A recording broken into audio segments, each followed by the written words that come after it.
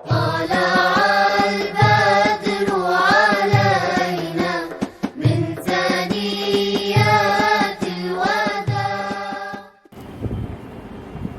ونصلي ونسلم على رسوله الكريم اما بعد فاعوذ بالله من الشيطان الرجيم بسم الله الرحمن الرحيم اذا جاء نصر الله والفتح صدق الله العظيم وصدق رسوله النبي الكريم.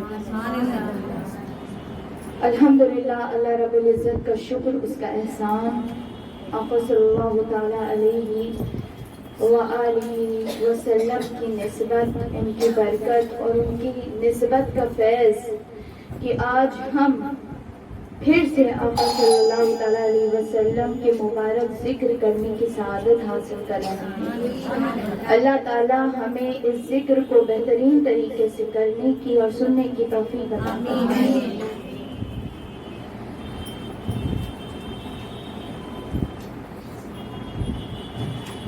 سورہ نصر کی آیت تلاوت کی جس میں اللہ تعالیٰ نے ارشاد فرمایا کہ جب تمہاری طرف میری فتح اور نصرت آ پہنچے.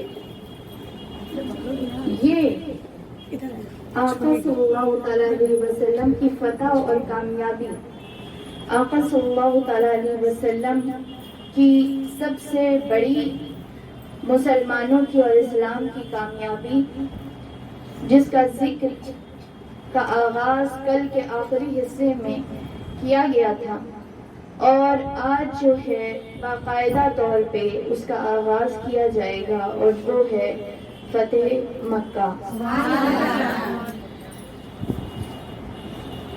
خانہ کعبہ، بیت اللہ، مسجد حرام، اللہ کا پہلا گھر، کہ جو ہمارے لیے باعث برکت ہے، باعث فضیلت ہے، جس کی جھلک کے لیے ہر مسلمان بےتاب ہوتا ہے، جس کی طرف جانے کی ہر مسلمان کے دل میں تمنا رہتی ہے، جو ہر مسلمان کے دلوں کی دھڑکن ہے، اور ہمارا قبلہ جو ہے، جس کی طرف ہم منہ کر کے 5 وقت نماز پڑھتے ہیں، جس طرف منہ کر کے ہمیں مرنے کے بعد بھی جس سمت منہ کروایا جاتا ہے، اور قبر میں بھی جب لٹایا جاتا ہے تو اس سمت منہ کروایا جاتا ہے، وہ جگہ ہے بیت اللہ، کعبۃ اللہ. اور وہ مسلمانوں کا آنا اور مسلمانوں کے ہاتھ میں کعبۃ اللہ کا آنا، وہ اسلام کی سب سے بڑی فتح اور سب سے بڑی کامیابی، سب سے بڑی کامیابی. اور آقا صلی اللہ تعالیٰ علیہ وسلم کا وہ معرکہ کہ جس کی عظیم ترین مثال، جس کی سب سے زیادہ برکت، جس کی سب سے زیادہ اہمیت، جس کا مسلمانوں کو سب سے زیادہ انتظار تھا، جو چیز مسلمانوں کے لیے سب سے زیادہ مسرت اور فرحت کا باعث تھی، وہ خانہ کعبہ کا مسلمانوں کے حکومت کے اندر آنا ہے. آقا صلی اللہ تعالیٰ علیہ وسلم کا جو دور ہے، مبارک دور، اس میں خواتین، جو مسلمان خواتین، وہ یہ ہے کہ مسلمان خواتین کو بھی جنگ میں جانے کی اجازت اسلام نے دی ہے، اور آقا صلی اللہ تعالیٰ علیہ وسلم جنگ میں مسلمان خواتین کو لے کر جایا کرتے تھے. اور آقا صلی اللہ تعالیٰ علیہ وسلم نے اس سے پہلے جب خیبر فتح ہوا تھا، اس میں بھی آقا صلی اللہ تعالیٰ علیہ وسلم نے خواتین کو یہ اجازت دی تھی کہ وہ خیبر کے فتح میں ساتھ میں چلیں. اور آقا صلی اللہ تعالیٰ علیہ وسلم کی ایک صحابیہ، آقا صلی اللہ تعالیٰ علیہ وسلم کے پاس ایک چھوٹی عمر کی وہ بچی تھی، نابالغ تھی. ان کا نام، ان کا جو تھا، ان کا قبیلہ جو تھا وہ بنی غفار کا قبیلہ تھا. وہ آئیں اور انہوں نے آقا صلی اللہ تعالیٰ علیہ وسلم سے اجازت لی کہ ہم بھی خیبر کے لیے جانا چاہتے ہیں. تو آقا صلی اللہ تعالیٰ علیہ وسلم نے ان کو اجازت دے دی، اور آپ نے اجازت دے کر مجھے اپنے پیچھے اپنے اونٹ پر بیٹھایا. وہ وہ چھوٹی بچی تھی، نابالغ تھی، آقا صلی اللہ تعالیٰ علیہ وسلم نے انہیں اپنے پیچھے ہی اپنے اونٹ پہ بیٹھا دیا اور یہ گئی. انہوں نے کہا جبکہ وہ چھوٹی تھی، جبکہ چھوٹی عمر کی تھی، لیکن انہوں نے جا کے جنگ میں خدمت کی اور جنگی جو لوگ تھے، وہاں کے جو لوگ تھے جو جنگ کر رہے تھے، ان کی مدد کرنا اور جو زخمی تھے کی مرہم پٹی کرنا، وہ ساری چیزیں جو ہے یہ عورتیں کیا کرتی تھیں اور بچیاں بھی کرتی تھیں، چھوٹی نابالغ جو تھیں.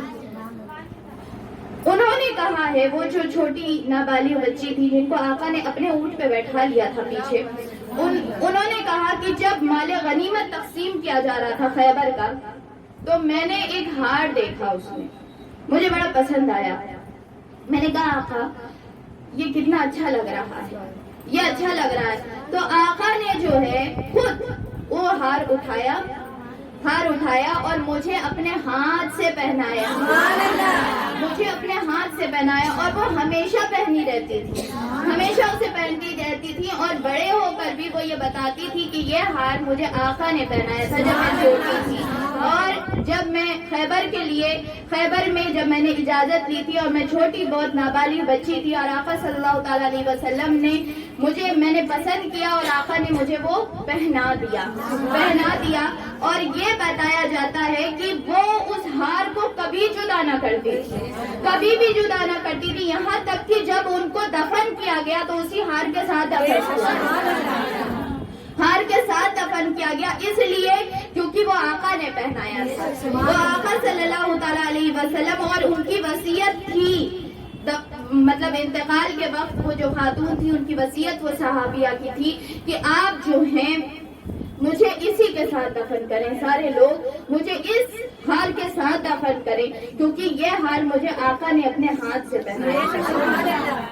سے پہنایا ہے. تو یہ آقا صلی اللہ تعالیٰ علیہ وسلم کی محبت تھی. اور آقا صلی اللہ تعالیٰ علیہ وسلم بچیوں کو اور خواتین کو اور اسلام کی عورتوں کو بھی مقام، اسلام نے بڑا اچھا اور اعلیٰ مقام دیا ہے. اور آقا بہت زیادہ اس چیز کا خیال رکھا کرتے تھے کہ اسلام میں خواتین کے حقوق کو کبھی بھی ختم نہ کیا جائے اور خواتین کے حقوق کو کبھی پامال نہ کیا جائے اور کبھی بھی خواتین کے اوپر ظلم نہ کیا جائے. اور اسلام یوں بن کے آئے گویا یہ لگے کہ یہ اسلام جو ہے وہ خواتین کے لیے مسیحا بن کر اترا ہے. یہ اسلام، یہ قرآن، یہ ہمارے لیے اور سب کی وجہ میرے آقا صلی اللہ تعالیٰ علیہ وسلم جن کا احسان عظیم ہے ہمارے اوپر. فتح مکہ، صلح حدیبیہ. کل ہم نے کیا کہا تھا کہ بنو خزاعہ اور بنو بکر جو بنو خزاعہ تھے ان کے اوپر بنو بکر والوں نے حملہ کر دیا اور ان کو خانہ کعبہ کے اندر بھی ان کا قتل عام کیا. اور پھر اس کے بعد جب قتل عام وہاں پہ ہو گیا، ان لوگوں نے جو ہے وہ کفار مکہ جو تھے وہاں پہ کفار قریش جو تھے انہوں نے آپس میں یہ مشورہ کیا کہ ہم کیا کریں اس کے معاملہ، اگر یہ معاملہ مدینے تک پہنچ جائے گا تو مسلمانوں کا رد عمل آئے گا اس کے اوپر، تو ہم کیا کر سکتے ہیں، ہمیں کیا کرنا چاہیے. ان کو لگا کہ مسلمان جیسے صلح حدیبیہ میں ان کو یہ لگا کہ بھائی صلح حدیبیہ میں ہم نے جو شرطیں رکھی مسلمانوں نے مان لی اور آقا صلی اللہ تعالیٰ علیہ وسلم نے اس پہ کوئی مزاحمت نہیں کی، صحابیوں کے کہنے کے باوجود بھی آقا نے مان لی. تو ہو سکتا ہے کہ اب بھی آقا صلی اللہ تعالیٰ علیہ وسلم بات مان جائیں. تو جب آقا صلی اللہ تعالیٰ علیہ وسلم کو اللہ تعالیٰ نے پہلے ہی سے وحی کر دی کہ جن لوگوں نے عہد کو توڑا ہے، جن لوگوں نے وعدہ خلافی کی ہے، اب پھر ان کی معافی نہیں ہوگی، ان کی معافی نہیں ہونے والی. جب قتل عام کی اطلاع ایسے پہنچی کہ ان لوگوں نے، قریش والوں نے یہ سوچا کہ ہم ابو سفیان کو بھیجتے ہیں، ابو سفیان لیڈر کفار کے، ہم ان کو بھیجتے ہیں کہ وہ مدینہ جا کے آقا سے بات کریں اور وہ وہاں پہ جا کے یہ کہیں کہ جو کچھ ہوا وہ معاف کر دیا جائے اور جو معاہدہ ہے وہ ویسے ہی رکھا جائے، ویسے ہی رکھا جائے۔ ابو سفیان یہاں سے مکے سے نکلے، ادھر بنو خزاعہ کے جو لوگ تھے وہ پہلے مدینہ شریف پہنچ گئے، پہلے مدینہ شریف پہنچ گئے اور انہوں نے یہ بتایا، ان کا جو سردار تھا ان کا نام عمر تھا، انہوں نے عمر بن سالم، انہوں نے یہ کہا کہ آقا ہمارے ساتھ ایسا کیا گیا۔ اب یہ بنو خزاعہ والے جو ہیں نا یہ مسلمان نہیں ہیں، یہ مسلمان نہیں ہیں، بس انہوں نے یہ کہا تھا کہ ہم مسلمانوں کے ساتھ ہیں، ہم مسلمانوں کے ساتھ ہیں، ہم قریش مکہ کے موقف میں نہیں ہیں، ہم مسلمانوں کے موقف کی طرف ہیں۔ یعنی صرف دوستی تھی، مسلمان نہیں تھے وہ لوگ، دوستی تھی۔ آقا نے اپنی دوستی کیسے نبھائی ہے؟ جس کا ساتھ دیا اس کا ساتھ کیسے نبھایا ہے؟ جس کو کہا کہ ہاں تم میرے ساتھ ہو اس کے ساتھ کی لات کیسے رکھی ہے آقا نے؟ آقا صلی اللہ تعالی علیہ وسلم نے جب یہ شخص آیا عمر اس نے کہا کہ ہمیں ہلاک کر دیا گیا، ہمارے اوپر حملہ کیا گیا اور ہمیں بچایا نہیں گیا، ہمیں مکے میں خانہ کعبہ کے اندر بھی ہمارا قتل ہوا۔ تو آقا صلی اللہ تعالی علیہ وسلم نے کہا اے عمر تجھے ضرور مدد کی جائے گی، تیری ضرور مدد کی جائے گی۔ اور پھر اس کے بعد بنو خزاعہ کے کچھ لوگ بھی آئے اور وہ رونے لگے، وہ آقا کے پاس رونے لگے اور وہ بتانے لگے کہ ہمارے اوپر کیا ظلم ہوا، ہمیں قتل کیا گیا اور ہماری کوئی سن نہیں رہا تھا۔ آقا صلی اللہ تعالی علیہ وسلم کو یہ بات بہت خراب لگی اور آقا صلی اللہ تعالی علیہ وسلم نے کہا کہ تم لوگ پریشان نہ ہو، تمہاری مدد ہم کریں گے، تمہارا پورا ساتھ دیا جائے گا۔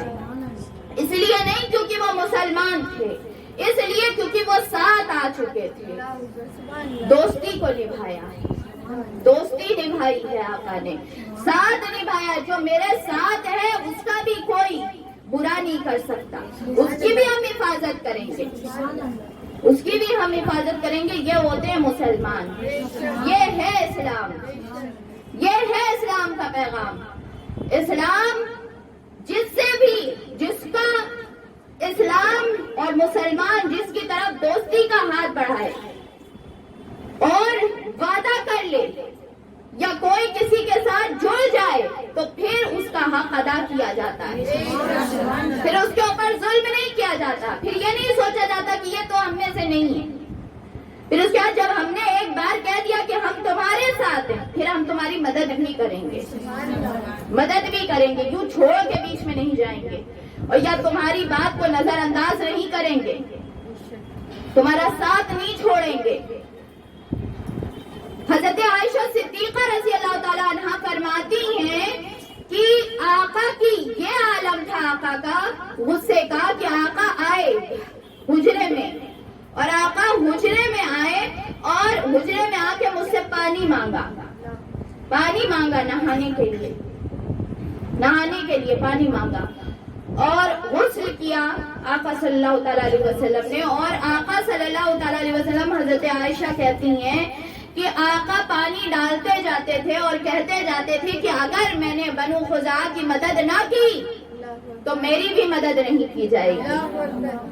بار بار یہ کہہ کے آقا صلی اللہ تعالی علیہ وسلم کو غصہ آ رہا تھا کہ ان لوگوں نے وعدہ خلافی کی ہے، کیونکہ آقا نے ایک بات سے بھی آقا نہیں مکرے اور ایک بات میں بھی ایک صحابی کو بھی ادھر سے ادھر عمل کرنے نہیں دیا تھا آقا نے کہ جو ہم نے کہہ دیا ہے وہی ہوگا۔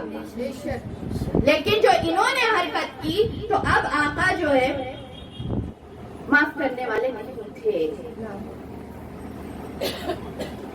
یہاں ابو سفیان مدینہ شریف کی طرف آیا، اس نے یہ سوچا کہ ہم آقا صلی اللہ تعالی علیہ وآلہ وسلم سے مل کے کچھ بات کر لیں گے، کچھ بات کر لیں گے اور تھوڑا کچھ میں سمجھا دوں گا.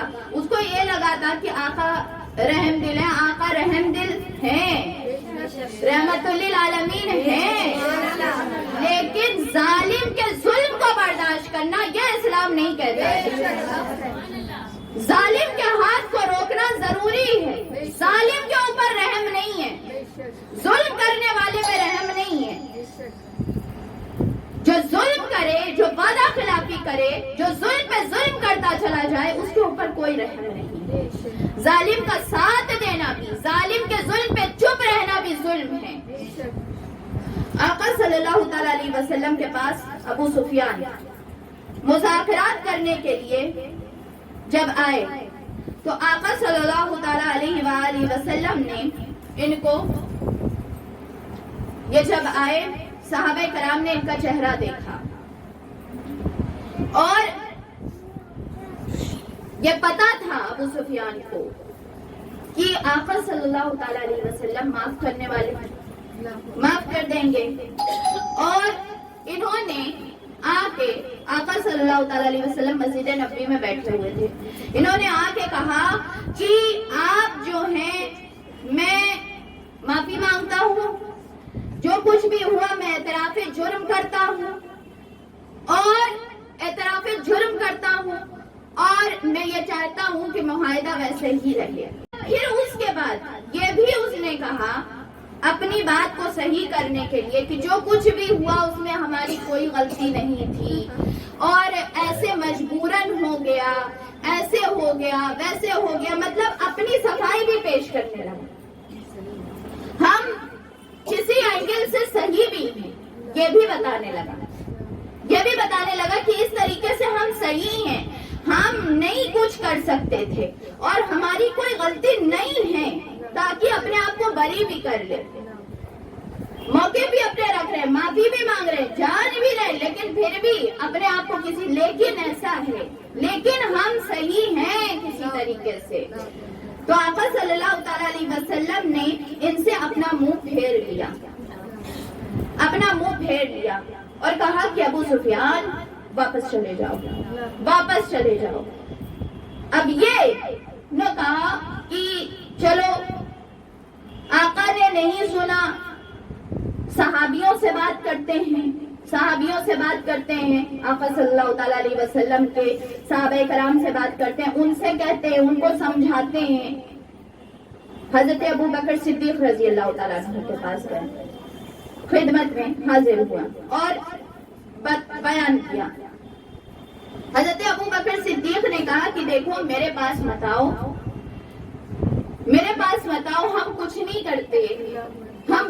کرتے، اور جب آقا نے کچھ نہیں کہا ہے تو میں کچھ نہیں کہہ سکتا، تو تم میرے پاس سے چلے جاؤ، میرے پاس کچھ کرنے والا ہے نہیں. اب حضرت عمر رضی اللہ تعالیٰ عنہ، حضرت عمر کے پاس جانے کی تو ابو سفیان کو ہمت بھی نہیں تھی کہ حضرت عمر کے پاس جائے. وہ پہلے ہی سے حضرت عمر سے بچ ہی رہے تھے کہ حضرت عمر کے سامنے جانے کا مطلب اپنے آپ کو خود سے ہلاکت میں ڈال دینا ہے. یہ حضرت عثمان کے پاس گئے، حضرت عثمان نے کہا دیکھو میں کچھ نہیں کر سکتا، میرے پاس سے چلے جاؤ. پھر اس کے بعد مولا کائنات مولا علی کرم اللہ وجہ الکریم کے پاس گئے اور کہا کہ علی تم تو میرے رشتہ دار لگتے ہو، میرے طرف سے کچھ کہہ دو، ہم تو قریبی لوگ ہیں، ہم تو ایک دوسرے کو جاننے والے لوگ ہیں. مولا کائنات مولا علی کرم اللہ وجہ الکریم نے کہا میں نہ تمہیں جانتا ہوں اور نہ تم مجھے جانو، میں تمہیں بھی نہیں جانتا اور نہ تم مجھے جانو، میں اسی کو جانتا ہوں جس کو آقا جانتے ہیں. اور جب آقا نے منہ پھیر لیا ہے تو تم یہ توقع کیسے کر سکتے ہو کہ ہم تمہاری بات نہیں سنیں گے، تو میرے پاس سے چلے جاؤ.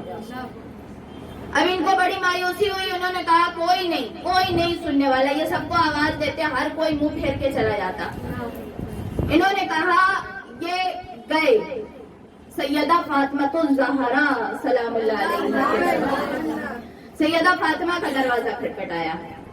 اور سیدہ فاطمہ سے کہا کہ میں درخواست لے کر آیا ہوں کہ آقا آپ سے بڑی محبت کرتے ہیں، بہت چاہتے ہیں آپ کو، آپ میری طرف سے کچھ کہہ دیں، آپ میری طرف سے کچھ کہہ دیں۔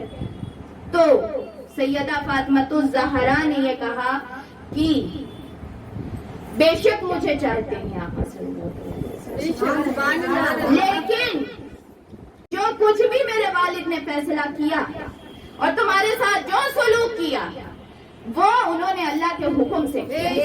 اب ہمیں تم یہ سوچو کہ ہم اللہ کے حکم کے خلاف ورزی کر کے کوئی بات کہیں تو یہ نہیں ہو سکتا، تو لہٰذا تم یہاں سے چلے جاؤ، تمہیں کچھ ملنے والا نہیں۔ یہ پھر آئے مولا کائنات مولا علی کرم اللہ وجہ کریم کے پاس اور کہا کہ تم یہ بات سوچو، ہم تمہارے رشتہ دار ہیں، رشتے میں لگتے ہیں۔ مولا کائنات نے کہا میں نے پہلے ہی کہا ہے تم یہاں سے چلے جاؤ، یہاں سے چلے جاؤ، کوئی بات سننے والا نہیں ہے تمہارا۔ تو بالآخر ان کو ہار کا سامنا کرنا پڑا اور یہ واپس مکے کی طرف چلے گئے۔ یہ جو جرم ہوا تھا یہ ان کی طرف سے ہوا تھا۔ آقا صلی اللہ تعالی علیہ وسلم نے کچھ کہا بھی نہیں، آقا نے ان سے کیونکہ بات ہی نہیں کی، آقا نے ان سے بات ہی نہیں کی، تو آقا نے یہ بھی نہیں کہا کہ میں اب اس صلح حدیبیہ کو ختم کر رہا ہوں، آقا نے یہ بھی نہیں کہا، اور نہ یہ کہا کہ اب میں رکھوں گا، یہ بھی نہیں کہا۔ اور اب جو ہے ابو سفیان جب وہاں مکے میں گیا تو واپس آ کر سرداروں کو پورے حالات سے خبر دیا اور انہیں بتایا کہ تجدید عہد کا مشن جو ہے وہ حدیبیہ کا جو معافی کروانے والا اور پھر سے جو ہے حدیبیہ کو بحال کرنے والا صلح حدیبیہ کو، وہ تو اس میں ہم ناکام ہو گئے کہ ناکام ہو گئے۔ اب ابو سفیان کافی دیر سے مدینہ شریف میں تھا، ہر کسی سے وہ کوشش کرتا تھا کہ جو ہے ہر کسی کو بول بول کے کسی سے سفارش کروا لے، لیکن کافی دیر ہو گئی۔ جب کافی دن تک وہ کوشش کرتا رہا اور کچھ نہیں ہوا تو وہ واپس مکے آیا۔ اب لوگوں نے یہ سوچا، وہاں مکے والوں نے یہ سوچا کہ ہو سکتا ہے ابو سفیان نے اسلام قبول کر لیا اور اسی لیے وہ واپس نہیں آ رہا ہے۔ لیکن جب واپس آئے تو لوگ سمجھ گئے کہ اسلام تو قبول نہیں کیا ہے، دیر لگ رہی تھی اس لیے کیونکہ وہ سمجھانے میں اور سفارش کرنے میں لگے ہوئے تھے۔ یہاں پہ جب وہ واپس آئے آقا صلی اللہ تعالی علیہ وسلم نے مسلمانوں سے کہا کہ جنگ کی تیاری کرو، جنگ کی تیاری کرو، صرف اتنی بات ہے کہ جنگ کی تیاری کرو۔ صحابہ کرام جتنا آقا کہتے تھے اتنا ہی سن لیا کرو، اس سے آگے کچھ پوچھتے نہیں تھے، اس سے آگے کچھ نہیں پوچھتے تھے۔ آقا نے کہا جنگ کی تیاری کرو، جنگ کی تیاری کرنا شروع کر دیا۔ کسی نے یہ بھی نہیں پوچھا کہ آقا کہاں کے جنگ کی تیاری، اور آقا نے بتایا بھی نہیں۔ آقا نے کہا بس جنگ کی تیاری کر لو، ہتھیار لے لو، ہتھیار سے لیس ہو جاؤ اور ہم لوگ نکل رہے ہیں۔ آقا صلی اللہ تعالی علیہ وسلم نے یہ معاملہ مکمل راز میں رکھا ہوا تھا، کسی کو کانوں کان یہ خبر نہیں تھی کہ آقا کدھر جا رہے ہیں۔ یہ چیز آقا صلی اللہ تعالی علیہ وسلم کی بہت بڑی حکمت ہے۔ آقا نے کسی کو نہیں بتایا کہ ہم کس طرف کے لیے نکلنا ہے۔ آقا نے کہا بس جنگ کی تیاری کرو۔ تو لوگ صحابہ کرام آپس میں بات کرنے لگے کہ کہاں کی جنگ کی تیاری ہو رہی ہے، آپس میں بات کرتے۔ آقا سے پوچھنے کی ہمت نہیں تھی، کسی کو ہمت نہیں تھی۔ یہ ہوتے ہیں صحابی، یہ ہوتے ہیں اسلام کے سپاہی، یہ ہوتا ہے ادب کہ جتنا کہا جائے اتنا سنا جائے اور معاملات میں دخل نہ دیا جائے تاکہ اسلام کا فائدہ ہو، اپنا فائدہ نہیں، اسلام کا فائدہ ہونا چاہیے۔ صحابہ کرام ایک نے بھی نہیں پوچھا، آپس میں گفتگو کرتے کہ تمہیں پتہ ہے کہاں کا ارادہ ہو سکتا ہے، تو کسی نے کہا شاید آقا روم کی طرف جانا چاہ رہے ہیں، کسی نے کہا کہ نہیں مجھے لگتا ہے نجد کی طرف جانا چاہ رہے ہیں، کسی نے کہا نہیں فلاں جگہ جانا چاہ رہے ہیں، ہمیں یہ لگتا ہے۔ ہر کوئی آپس میں بات کرتا لیکن آقا سے نہیں پوچھتا، آقا سے نہیں پوچھتا۔ کسی کا یہ خیال تھا ہی نہیں دور دور تک کہ مکے جا رہے ہیں، مکے جا رہے ہیں، کسی کو آقا نہیں بتایا۔ اور رمضان کا مہینہ تھا، رمضان کا مہینہ تھا، فتح مکہ رمضان میں ہوئی، رمضان کا مہینہ تھا۔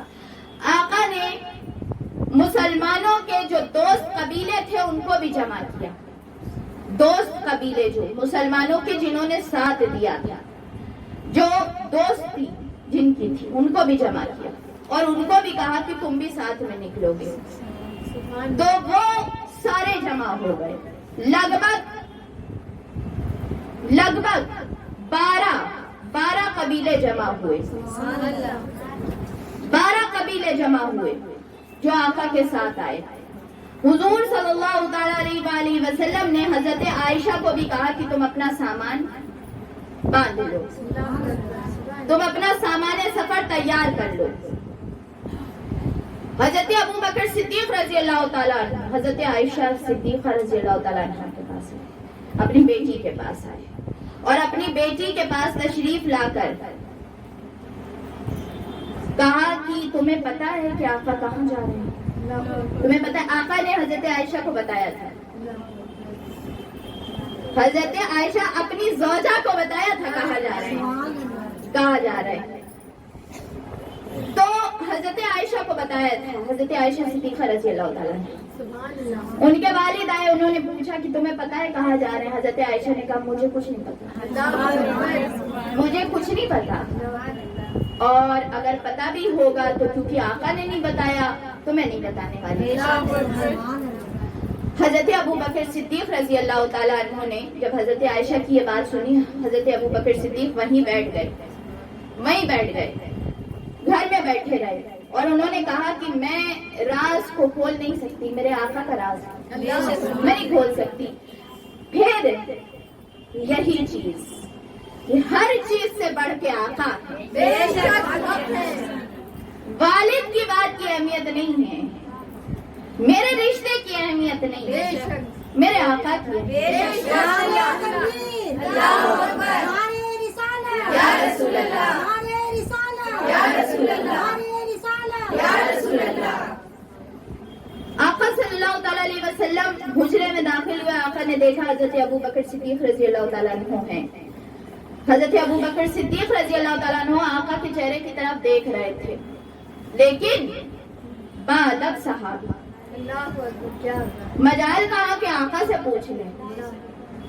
آقا نے خود سمجھ گئے آقا کہ ابو بکر پوچھنا چاہ رہے ہیں اور اسی لیے آئے ہیں۔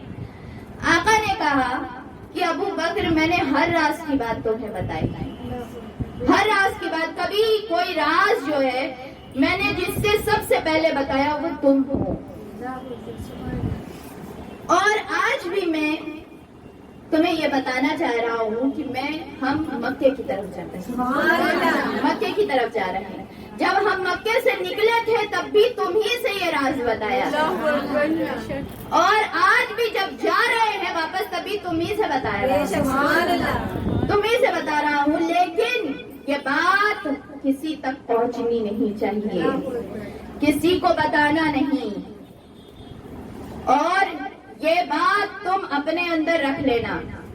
آقا صلی اللہ تعالیٰ علیہ وسلم نے چند صحابیوں کو، صرف چند صحابیوں کو یہ بات بتائی، باقی کسی صحابہ کو، چند ان لوگوں کے علاوہ کسی صحابہ کو یہ بات پتہ نہیں تھی، کسی کو یہ پتہ نہیں تھی۔ اب آقا نے حضرت ابو بکر صدیق اور حضرت عمر رضی اللہ تعالیٰ عنہ کو بلایا اور پوچھا کہ ابو بکر اور عمر، تم بتاؤ، تم دونوں لوگ یہ بات بتاؤ کہ کیا کیا جائے، کیا کیا جائے۔ ابو بکر صدیق رضی اللہ تعالیٰ عنہ نرم دل انسان، انہوں نے کہا بات یہ ہے آقا میں تو یہ کہتا ہوں کہ مکہ جو ہے وہ بہت امن والی جگہ ہے. یہ جگہ کو مسلمان جو ہے، جو مسلمان ہیں، وہ تھوڑا وقت دے دیں مکے کے کافروں کو کہ وہ اسلام قبول کر لیں. تھوڑا وقت اور دے دیا جائے کہ اسلام کو قبول کر لیں. حضرت عمر فاروق رضی اللہ تعالیٰ آقا نے پوچھا، عمر تم بتاؤ تمہارا کیا نقطہ نظر ہے؟ حضرت عمر رضی اللہ تعالیٰ عنہ نے کہا کہ آقا بالکل وقت نہ دیا جائے، بالکل وقت نہ دیا جائے، فوراً مکے کے اوپر قبضہ ہونا چاہیے. اور اگر مکے کے اوپر قبضہ ہو جائے گا نا آقا، کیونکہ مکہ مین جگہ ہے عرب کی، کعبہ جو ہے وہ مین ہے عرب کا، اگر وہاں پہ ہمارا قبضہ ہو جائے گا اور وہ جگہ مسلمان حاصل کر لیں گے تو خود بخود پورے عرب میں جو ہے وہ حکومت ہماری ہو جائے گی اور گرفت ہو جائے گی، اور آہستہ آہستہ سارے عرب کے لوگ اسلام قبول کرنے لگیں گے پھر بہت جلدی. آقا نے حضرت عمر رضی اللہ تعالیٰ عنہ کی بات کو پسند کیا اور کہا کہ یہ بات مجھے پسند آئی ہے، یہ بات مجھے زیادہ پسند آئی ہے. اب آقا صلی اللہ تعالیٰ علیہ وسلم کی حکمت عملی، سپہ سالار مدینہ، رحمت عالم صلی اللہ تعالیٰ علیہ وسلم، ان کی جنگی ٹیکنیکس، آقا صلی اللہ تعالیٰ علیہ وسلم کی جنگی ٹیکنیک، اس کا کوئی مثال نہیں ملتی. آقا صلی اللہ تعالیٰ علیہ وسلم نے جو جنگی ٹیکنیک استعمال کی ہے اور جس طریقے سے مکہ فتح کیا ہے، بے مثال ہے. آقا صلی اللہ تعالیٰ علیہ وسلم نے 8 رمضان تھا کہ آقا 10,000 کے لشکر کے ساتھ نکلے. مدینہ شریف سے 10,000 لشکر کے ساتھ نکلے اور سارا لشکر آقا کے پیچھے چل رہا ہے. نعرہ تکبیر، نعرہ تکبیر، نعرہ رسالت، نعرہ رسالت، نعرہ حیدری. سارے لشکر میں سے کسی کو نہیں معلوم ہے کہ میری منزل کیا ہے، کسی کو نہیں معلوم ہے، سب آقا کے پیچھے پیچھے چل رہے ہیں. پر آقا صلی اللہ تعالیٰ علیہ وسلم نے اس لیے یہ قدم اٹھایا، اس لیے یہ کیا تاکہ کسی کو بھی کانوں کان یہ خبر نہ پہنچے کہ ہم کدھر کے لیے جا رہے ہیں. کوئی بھی اگر جاسوس بھی بھیجے ہمارے اندر، کوئی بھی اگر منافق بھی بن کے ہمارے اندر آئے، تب بھی مسلمانوں کو بھی کسی کو نہ پتا ہو کہ ہم کدھر جا رہے ہیں. تاکہ کوئی کوشش بھی کرے، کیونکہ حضرت ابوبکر، حضرت عمر اور حضرت علی کرم اللہ وجہ کرے، یہ ایسے لوگ ہیں کہ ان سے کوئی منہ کھلوا نہیں سکتا، ان سے کوئی نہیں منہ کھلوا سکتا ہے. ان کی بات ہی الگ ہے. ان کے قریب زیادہ تر منافق آتے بھی نہیں ہیں، یہ ایسے پختہ لوگ ہیں. لیکن باقی سارے صحابی جو ہیں، باقی سارے صحابیوں کے قریب اگر کوئی آئے بھی تو جاسوسی کرنے کے لیے، تو وہ واپس ناکام ہو کے جاؤ، کسی کو خبر نہ ہو کہ ہم جا کہاں رہے ہیں. آقا صلی اللہ تعالیٰ علیہ وسلم نے حضرت ابو قتادہ رضی اللہ تعالیٰ عنہ ان کو بلایا، کچھ لوگوں کے ساتھ، کچھ مسلمانوں کے ساتھ ان کو بلایا اور کہا، ابو قتادہ تم مسلمانوں کا لشکر لے کے نجد کی طرف جاؤ. اب نجد دوسرے ڈائریکشن ہے، مکے کا دوسرا ڈائریکشن. آقا صلی اللہ تعالیٰ علیہ وسلم نے چند لوگوں کا لشکر نجد کی طرف بھیج دیا.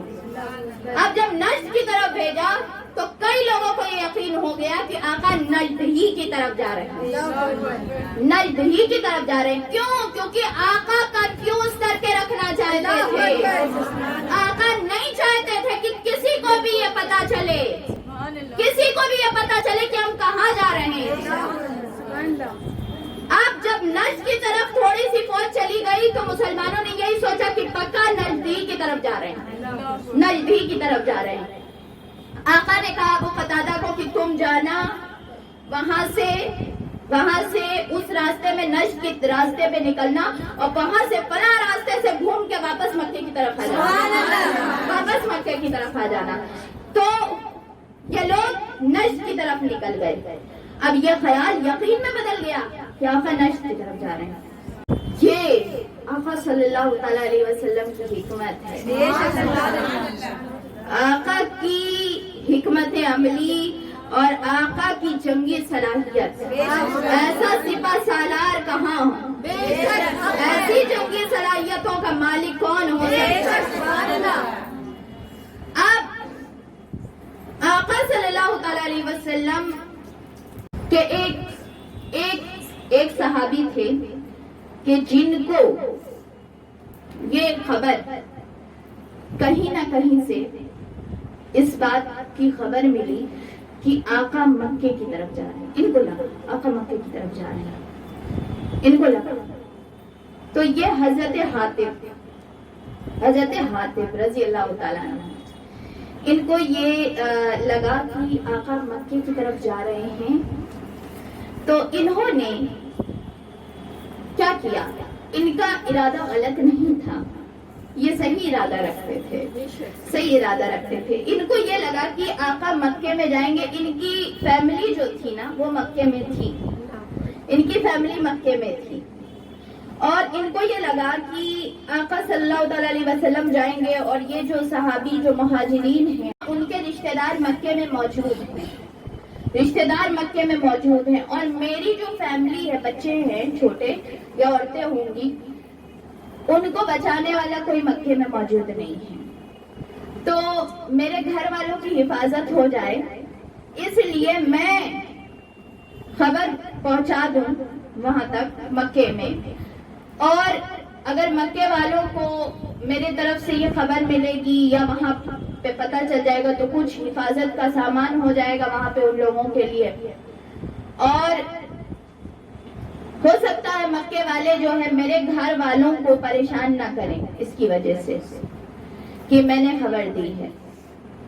تو انہوں نے ایک عورت جو ان کی غلام تھی، ان کو انہوں نے بھیجا اور خط دے کر بھیجا، خط تھا وہ، اور خط اس عورت نے اپنے بال کے اندر، چوٹی کے اندر چھپا کے رکھا ہوا تھا اور اس کو دوسرے راستے سے روانہ کر دیا۔ آقا صلی اللہ تعالی علیہ وسلم غیب کا علم رکھتے ہیں، اللہ کی طرف سے عطا کیا جاتا ہے۔ آقا صلی اللہ تعالی علیہ وسلم نے فوراً مولا کائنات مولا علی کرم اللہ وجہ الکریم کو، حضرت زبیر کو اور حضرت مقداد کو رضی اللہ تعالیٰ عنہ، ان تینوں کو روانہ کیا اور کہا کہ فلاں جگہ جاؤ، فلاں راستے پہ نکلو، وہاں ایک عورت ملے گی اور وہ خبر لے کے جا رہی ہے، اس کو پکڑ لو، اس کے پاس ایک خط ہے، وہ خط لے لو اور اس کو پکڑ کے لے آؤ۔ یہ لوگ نکلے، یہ تینوں، حضرت علی مولا کائنات مولا علی کرم اللہ وجہ الکریم، حضرت زبیر، حضرت مقداد۔ اب جہاں آقا نے بتایا تھا اسی جگہ ٹھیک وہاں وہ عورت ملی۔ لوگوں نے پوچھا کہ تم کہاں جا رہی ہو، کس طرف جا رہی ہو؟ اس نے کہا ہم کہیں اور کا بتایا کہ ہم کہیں اور جا رہے ہیں۔ کہا کہ تمہارے پاس خط ہے، ہمیں دے دو۔ کہا کہ ہمارا سامان دیکھ لیجئے، میرے پاس کوئی خط وغیرہ نہیں۔ سامان دیکھا گیا، سامان میں سچ میں کوئی خط نہیں دیکھا گیا۔ صحابہ کرام جو تھے، جو دو صحابی تھے، حضرت زبیر اور حضرت مقداد، انہوں نے کہا کہ سچ میں کچھ نہیں ہے، تو ہم کو لگتا ہے یہ دوسری عورت ہے، ہم واپس چلتے ہیں۔ اب یہ جب واپس جانے لگے، مولا کائنات مولا علی کرم اللہ وجہ نے تلوار نکالی اور کہا کہ خدا کی قسم میرے آقا غلط نہیں ہو سکتے، یا تو خط نکال کے دے دے یا تو گردن الگ ہو جائے گی۔ اب اس عورت نے جب یہ دیکھا کہ علی پیچھے نہیں ہٹ رہے، کہا ہم پیچھے نہیں ہٹیں گے، یہی عورت ہے خط اسی کے پاس۔ آقا نے کہا ہے اور ہوگا خط اسی کے پاس۔ اب صحابی اتنے شریف تھے کہ وہ چھوتے نہیں تھے عورتوں کو، وہ عورتوں کو چھوتے نہیں تھے. نے کہا کہ اپنے سے دے دو، اپنے سے دے دو، یا تو پھر میری تلوار کا مقابلہ کر لو. اب جب اس نے یہ دیکھا مولا علی سے تو بڑے بڑے پہلوان، عورت اس نے کہا کہ میں دیتی ہوں، میں دیتی ہوں. اس نے اپنے بال کے اندر سے وہ خط نکال کے دیا. نعرہ تکبیر، نعرہ رسالت، نعرہ حیدری. آقا صلی اللہ تعالی علیہ وسلم کے پاس اس کو لے کر آیا گیا اور خط پیش کر دیا گیا، خط پیش کیا گیا. وہ عورت ڈر بھی رہی تھی کیا ہوگا. اور کوئی بھی کسی بھی ملک میں اگر کوئی جاسوس پکڑا جاتا ہے نا تو اس کو بہت بری سزا دی جاتی ہے کہ ہمارا کام جو ہے ہماری بات دوسرے تک پہنچانا اور ہمارے دشمن تک پہنچانا. اور آج تک صدیوں سے یہ دستور چلا رہا ہے کہ عورتوں کے ساتھ ان کی جان بھی لی جاتی ہے اور ان کی عزت پہ بھی حملہ کیا جاتا ہے اور ان کو ٹارچر بھی کیا جاتا ہے، بات پوچھنے کے لیے ٹارچر بھی کیا جاتا ہے. لیکن آقا صلی اللہ تعالی علیہ وآلہ وسلم، آقا نے یہ ناقابل برداشت اور ناقابل معافی جرم کو بھی معاف کر دیا اور آقا نے اس عورت کو چھوڑ دیا، اس عورت کو چھوڑ دیا گیا. آمد مصطفیٰ مرحبا مرحبا، جلوہ حق نما مرحبا مرحبا، سحر والضحا مرحبا مرحبا. اس عورت سے خالد نے پوچھا گیا کہ تم کو دیا کس نے یہ خط؟ اس نے بتا دیا کہ وہ فلاں نے دیا. اب ان صحابی کو لایا گیا. یہ تھے نہیں، یہ منافق نہیں تھے، یہ اپنے ذرا گھر والوں کی محبت میں آ گئے تھے. اب جب ان کو لایا گیا حضرت عمر رضی اللہ تعالیٰ عنہ، حضرت عمر نے کہا آقا اس کی گردن الگ کر دینی، اس کی گردن الگ کر دینی چاہیے. مجھے اجازت دیجیے، ابھی میں بدلہ لیتا ہوں. اس نے کیسے یہ جرت کی؟ آقا نے کہا عمر تھوڑا سا سنبھل جاؤ، بولنے تو دو، کیا بولنا چاہیے. انہوں نے کہا کہ آقا میرا کوئی رشتہ دار وہاں نہیں ہے مکے میں، مجھے یہ لگا کہ اگر میں ایسا کر دوں گا تو شاید میرے گھر والوں کی حفاظت ہو جائے، میرے گھر والے وہاں رہتے ہیں. حضرت عمر رضی اللہ تعالیٰ عنہ نے کہا آقا یہ جھوٹ بول رہا ہے، منافق ہے، اس کو قتل کر دینا چاہیے، اس کو قتل کر دینا چاہیے. آقا نے جب دوسری بار حضرت عمر نے کہا تو آقا نے کہا کہ عمر یہ غزوہ بدر میں رہے ہیں ہمارے ساتھ، غزوہ بدر میں رہے، اور تمہیں پتہ نہیں اللہ نے کیا کہا ہے؟ غزوہ بدر والوں کے لیے بڑی فضیلت بیان کی ہے، اللہ نے بڑی فضیلت بیان کی ہے اور ان کو اللہ تعالیٰ نے مغفرت والوں میں شامل کیا ہے. تم ایسا کیسے کر سکتے ہو؟ جب آقا نے بہت زور سے ڈانٹا حضرت عمر رونے لگے، رونے لگے. وہ عمر آقا صلی اللہ تعالیٰ علیہ وسلم سے اتنا خوف کرتے تھے، اتنا خوف کرتے تھے. انہوں نے کہا آقا معاف کر دیجئے، میں بول دیتا ہوں، میں زیادہ بول دیتا ہوں.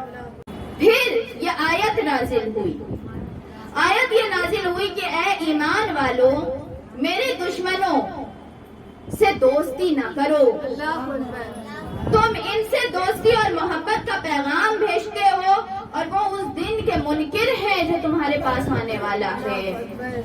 یعنی اللہ نے منع کیا کہ تم کبھی یہ مت گمان کرنا کہ منافقین اور مشرکین سے دوستی کرو، ان سے دوستی مت کرو جو تمہارے دشمن ہیں، وہ لوگ نہیں جو تمہارے دین کو نقصان نہیں پہنچا رہے، وہ لوگ جو دن رات لگے رہتے ہیں تمہارے دین کو نقصان پہنچانے، جنہوں نے تم سے لڑائیاں کی ہیں، جنہوں نے تم کو قتل کرنے کا، تم کو ختم کرنے کا منصوبہ بنایا ہے، ان کو کبھی دوست مت بناؤ اور ان سے کوئی خیر کی امید بھی نہ رکھو. یہ اللہ تعالیٰ نے صحابیوں کو یہ بات بتائی کہ ان سے دوستی نہیں کرنا.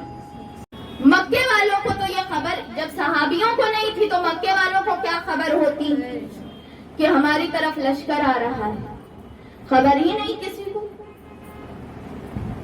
کسی کو خبر نہیں۔ اور یہاں پہ کیا ہوا کہ قبیلہ حوازن ایک قبیلہ تھا جو وہاں کا مکے والوں قریش کے قبیلے سے زیادہ مضبوط قبیلہ تھا۔ ان کی عسکری طاقتیں جو تھیں، یعنی ان کی جو ہتھیار تھے وہ بھی زیادہ تھے۔ اور یہ بات تھی آقا صلی اللہ تعالی علیہ وسلم نے اسی لیے مکے تک یہ خبر نہیں پہنچنے دی اور مسلمانوں کو بھی یہ بات نہیں بتائی، اس لیے کیونکہ اگر آقا مکے تک یہ خبر پہنچ جاتی کسی بھی طریقے سے اگر پہنچ جاتی تو یہ لوگ خوازن والا جو قبیلہ تھا اس سے مل جاتے اور مل کے مسلمانوں کے پہنچتے تک یہ لوگ اپنی طاقت کے بلبوتے پہ اور اپنے لوگوں کو جمع کر کے دونوں قبیلے مل جاتے، اور وہ تھوڑا مضبوط قبیلہ ہے تو دونوں طرف سے مدد ہو جاتی اور یہ تیار ہو جاتے لڑنے کے لیے۔ آقا نے ان کو تیاری کا موقع نہیں دیا، کسی کو جمع کرنے کا موقع نہیں دیا کہ کوئی بھی جمع ہو سکے یا یہ اپنی تیاریاں کر سکیں یا یہ کچھ اپنے آپ کے اپنے ہتھیار تیار کر سکیں یا حملہ کرنے کا طریقہ یہ لوگ کچھ بھی نہ کر سکے۔ اور اس وقت ان کو خبر ہو جب مسلمان آ کے کھڑے ہو جائیں تاکہ یہ کچھ نہ کر پائیں، نہ کسی سے مل پائے، نہ کسی سے دوستی کر پائے، نہ ہتھیار جمع کر پائے اور نہ کوئی چالیں چل سکے۔ بعض صحابہ کرام تو یہ بھی سمجھ رہے تھے کہ مسلمان حوازن کے اوپر حملہ کرنے والے ہیں، بعض صحابہ یہ بھی سمجھ رہے تھے۔ آقا نے پھر بھی آقا سنتے تھے، مسلمان آپس میں بات کرتے تھے کہ ہم فلاں جگہ حملہ کرنے والے، کوئی کہتا تھا نہیں فلاں جگہ حملہ کرنے والے، کوئی کہتا تھا نہیں ایسے جگہ۔ آقا سنتے تھے لیکن آقا نے کچھ نہیں کہا۔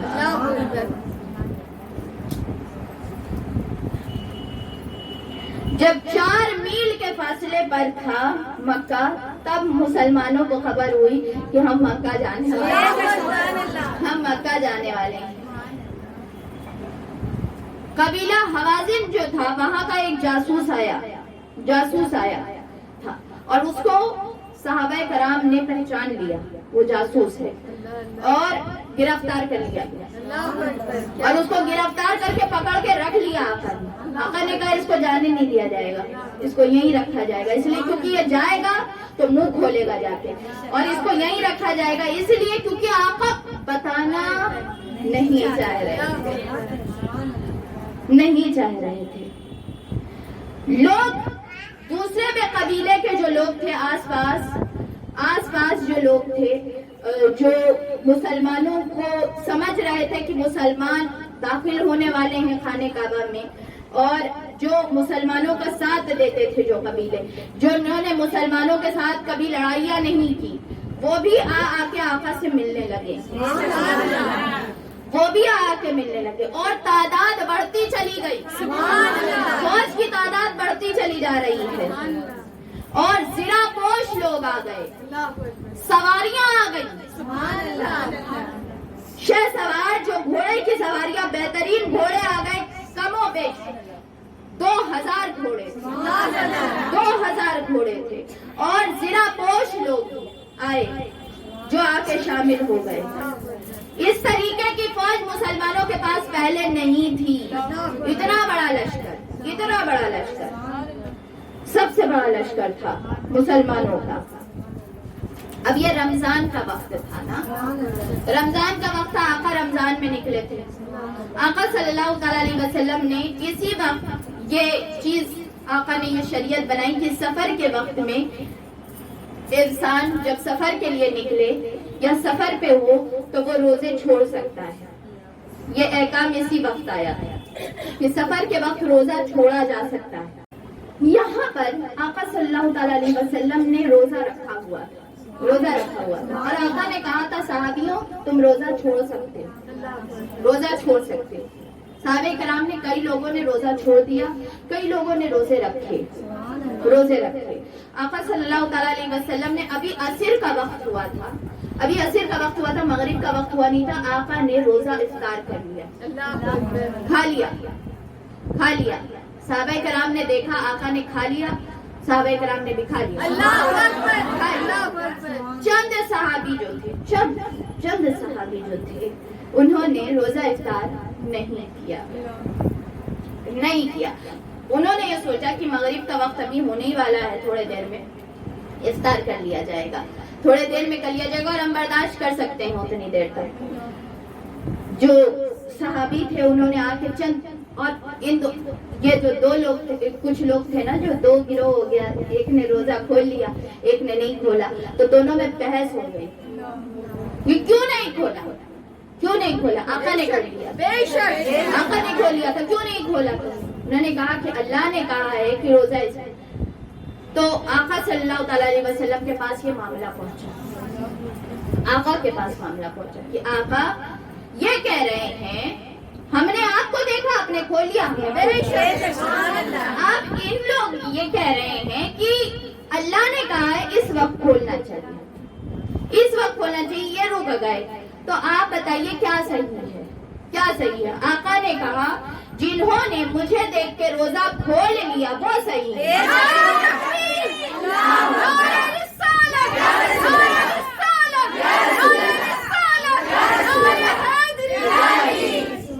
یہ ہے ایمان لوگ، یہ ہے صحابہ کرام کا ایمان، اور یہ اسلام سکھایا ہے کہ جو آقا کو کرتے ہوئے دیکھو وہ کرو، خود بہت زیادہ دین کو جاننے والے مت بنو اور خود اپنے ذہن کے گھوڑے مت دوڑاؤ، جو آقا کرے وہی دین ہے۔ آقا مغرب کے ٹائم میں کہے روزہ کھولو تو مغرب کے ٹائم روزہ کھولو، اور اگر آقا عصر کے ٹائم کھولے تو عصر کے ٹائم کھولو۔ اب آقا نے کہا جنہوں نے نہیں کھولا وہ گناہگار ہے، توبہ کریں وہ لوگ، توبہ کریں۔ صحابہ کرام نے جنہوں نے نہیں کھولا تھا انہوں نے توبہ کی۔ آقا نے صاف یہ کہا کہ یہ لوگ گناہگار ہیں، انہوں نے گناہ کیا ان لوگوں نے جو نہیں کھولا، اور آقا نے یہ بتایا کہ یہ جان رکھو کہ خدا اور اس کے رسول کا حکم جدا نہیں ہے، اور تمہارے لیے یہ فرض ہے کہ تم مجھے دیکھو، جو میں کر رہا ہوں وہ کرو، اور میری رضا میں اللہ کی رضا ہے۔ آقا سے آگے بڑھنے کی کوشش نہیں، ورنہ وہ عبادت نہیں ہوگی، وہ گناہ ہوگا۔ تو جو کچھ بھی آپ کر رہے ہیں، اگر آپ کر رہے ہیں آقا کی بے ادبی کر کے اگر کر رہے ہیں تو وہ عبادت نہیں ہے، وہ نماز قبول نہیں، وہ روزہ قبول نہیں، وہ حج قبول نہیں، وہ عبادت قبول نہیں۔ جو آقا کے خلاف، آقا کی بے ادبی کر کے، آقا کی گستاخی کر کے، آقا سے تعلق کاٹ کے کی جائے وہ اللہ کو منظور ہی نہیں، اللہ کو منظور نہیں۔ یہ آقا نے سکھایا، یاد لیجیے یہ ایمان، اور اللہ کا شکر ادا کریے اللہ نے یہ عقیدہ دیا ہے کہ ہم چہرہ مصطفیٰ کو دیکھتے ہیں، ہم رضائے مصطفیٰ کو دیکھتے ہیں، ہمارے لیے سارا دین مصطفیٰ ہے، آقا جو کرے وہ ہم کریں، ہمیں کیا پتا دین کیا، جو آقا کرتے وہ دین ہے۔ دیگر قبائل آ کے راستے میں ملنے لگے، اور بڑے بڑے قبیلے آ کے ملے، مقدار جو تھی وہ 17,000 ہو گئی، 17,000 لوگ آ گئے۔ اب ابو سفیان نے یہ سوچا تھا کہ ہم جائیں گے اور ہم معافی مانگیں گے آقا سے۔ ان کو یہ لگا نا کہ اب جو ہے ہماری جیت کا کوئی راستہ سمجھ میں نہیں آ رہا ہے، جیت کا کوئی راستہ سمجھ میں نہیں آ رہا ہے تو ہم چلے جائیں، جا کے معافی ہی مانگ لیں تو بہتر ہے، معافی ہی مانگ لیں تو بہتر ہے۔ ابھی آقا کا جو لشکر تھا وہ بیچ راستے ہی میں تھا، یعنی مکے اور مدینے کے بیچ میں تھا، یعنی ایسا راستہ، ایسی جگہ نہیں تھا جہاں پہ کنفرم ہو سکے اور جہاں پہ یہ چیز ہو سکے کہ آقا مکے ہی کی طرف جا رہے ہیں، وہیں پہ تھا۔ تو ابو سفیان جو ہے وہ آئے اور انہوں نے یہ سوچا کہ ہم جا کے معافی مانگ لیں گے آقا صلی اللہ تعالی علیہ وسلم سے۔ یہ وہی ابو سفیان ہیں جنہوں نے آقا کو مکے سے نکالا تھا، ساتھ دیا تھا جنگ بدر کرنے والوں کا جو کافر تھے ان کا۔ جنگ احد میں یہی سپہ سالار تھے کافروں کے، جنگ خندق میں بھی یہی آئے تھے، پھر اس کے بعد صلح حدیبیہ میں کے وقت بھی انہوں نے مسلمانوں کو اندر آنے نہیں دیا تھا۔ تو یہ آقا کے بہت بڑے دشمن تھے، بہت دشمنی کی تھی، بہت زیادہ دشمنی کی تھی۔ یہ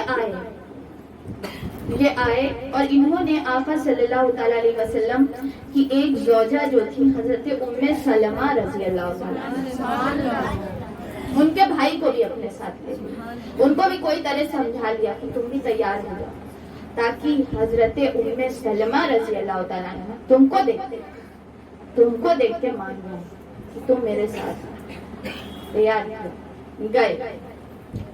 اب آقا بیچ میں تھے، آقا سے صحابہ کرام نے آ کے پوچھا کہ آقا ابو سفیان آئے۔ آقا نے کہا کیوں آیا؟ کہا معافی مانگنے آئے۔ آقا نے کہا مجھے ضرورت نہیں ہے ان کے معافی کی، مجھے ان کی معافی کی کوئی ضرورت نہیں، یہ چلے جائیں۔ حضرت ام سلمہ رضی اللہ تعالیٰ عنہ انہوں نے کہا آقا آپ بڑے رحم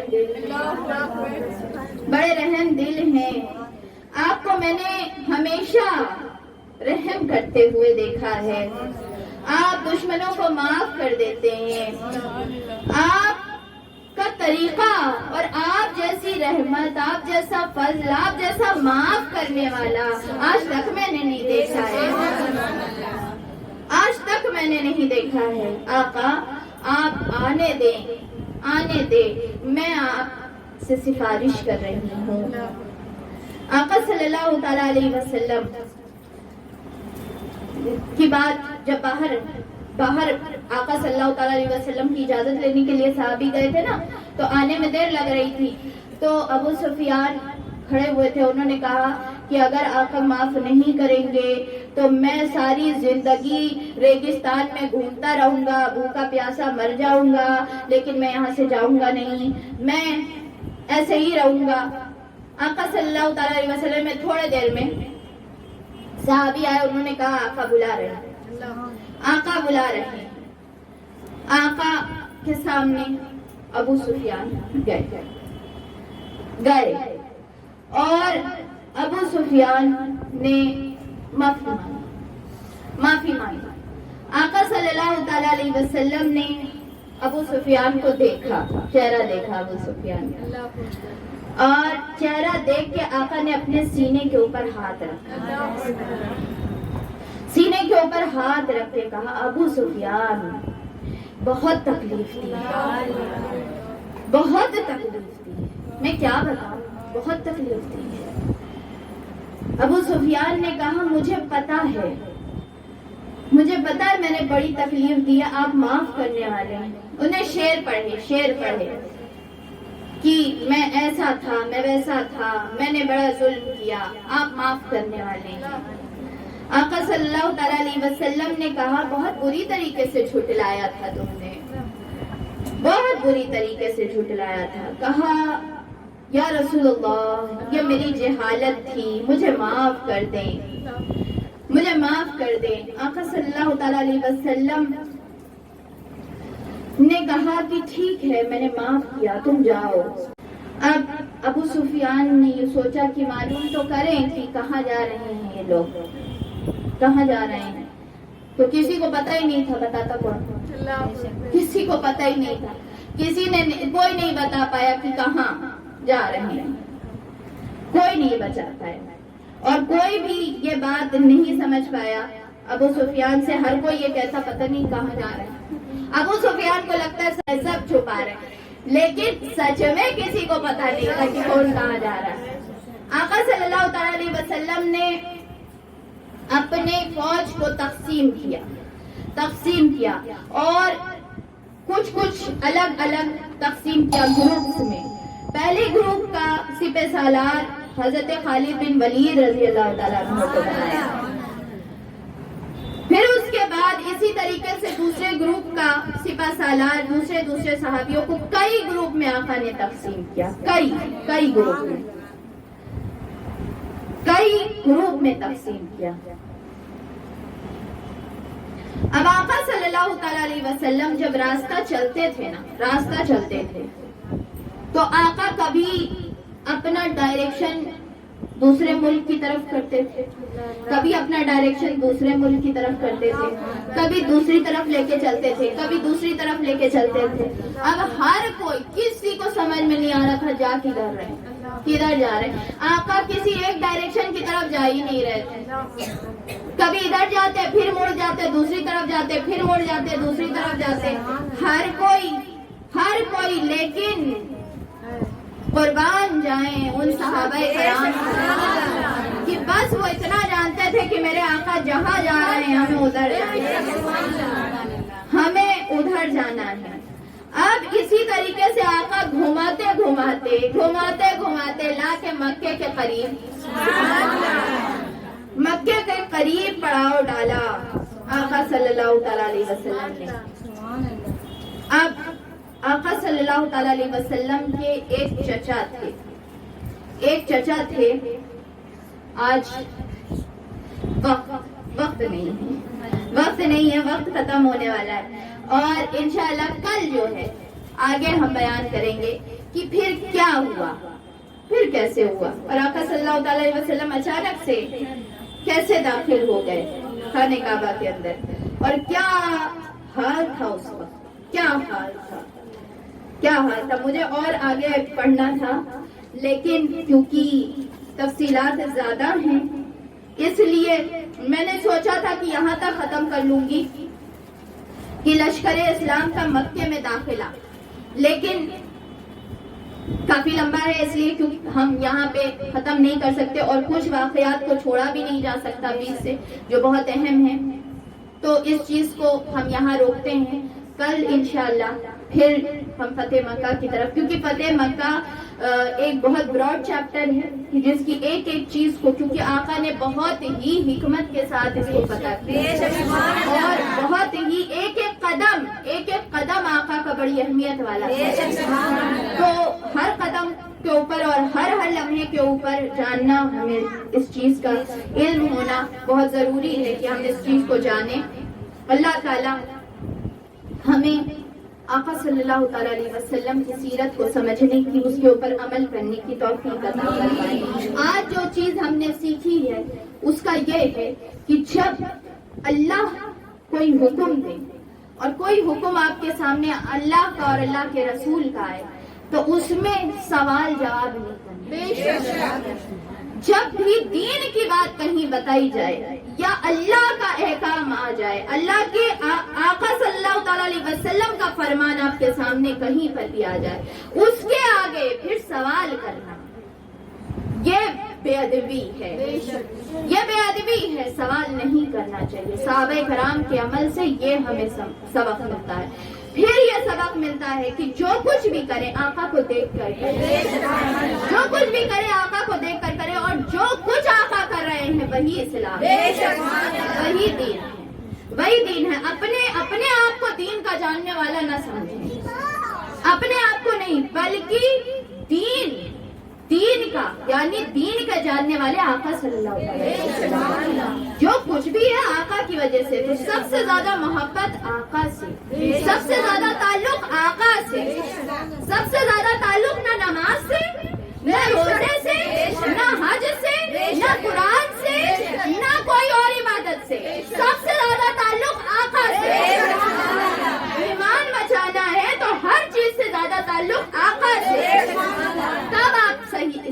مسلمان ہیں، تب آپ صحیح مسلمان ہیں۔ کسی اور چیز سے تعلق پیدا کرنے سے اللہ راضی نہیں ہوتا۔ اللہ راضی تب ہوتا ہے جب آقا راضی ہوتے ہیں، آقا راضی ہوتے ہیں۔ اللہ تعالیٰ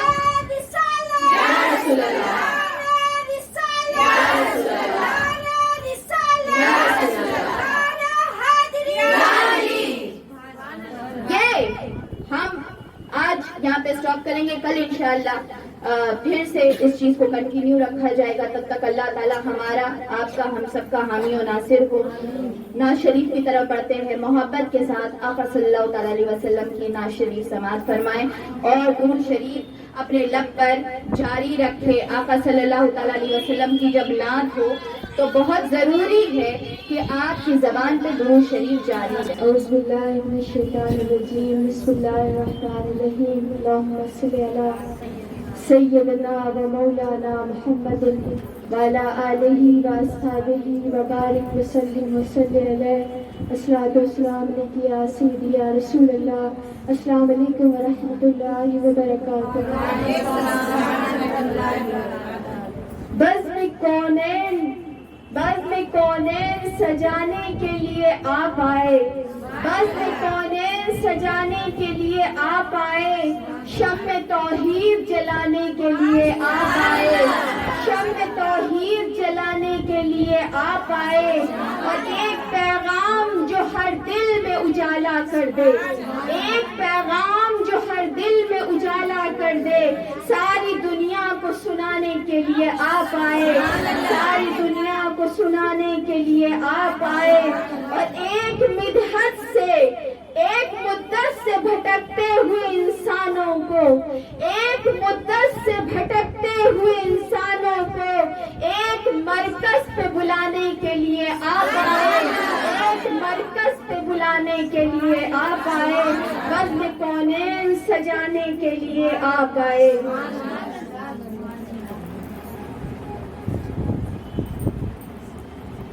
تم پر میں لاکھ جان سے قربان یا رسول، تم پر میں لاکھ جان سے قربان یا رسول، برآئے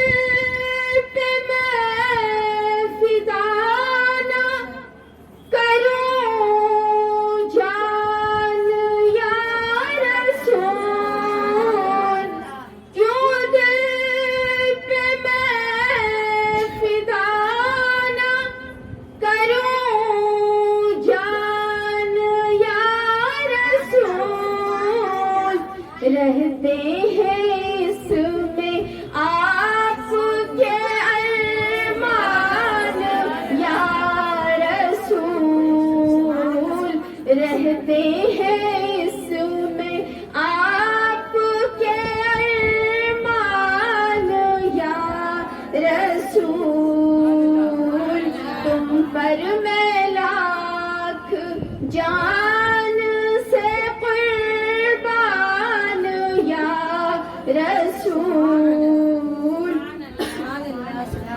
دنیا سے اور کچھ نہیں مطلوب ہے مجھے،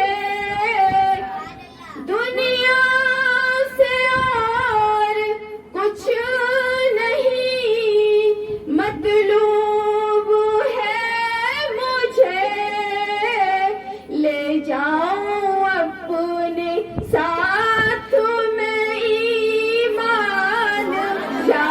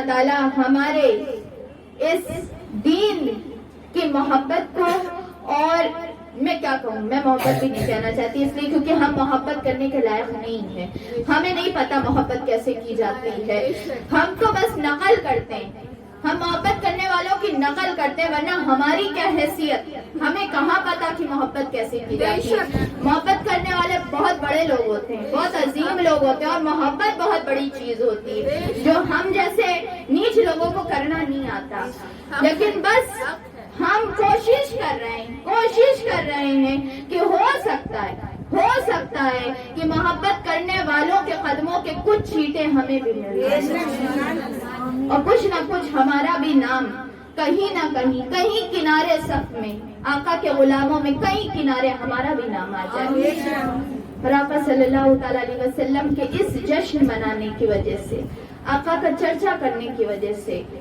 ہماری بخشش ہو جائے، ہماری مغفرت ہو جائے، ہمارے آقا قبول کر لیں، اور قیامت کے دن ہماری طرف مسکرا کے ایک بار دیکھ لیں، بس اسی کے لیے اللہ تعالی ہمارے اس کاوش کو قبول فرمائے، اور ہمیں دین سیکھنے کا، دین سمجھنے کا اور موقع عنایت فرمائے، آمین۔ السلام علیکم ورحمۃ اللہ وبرکاتہ۔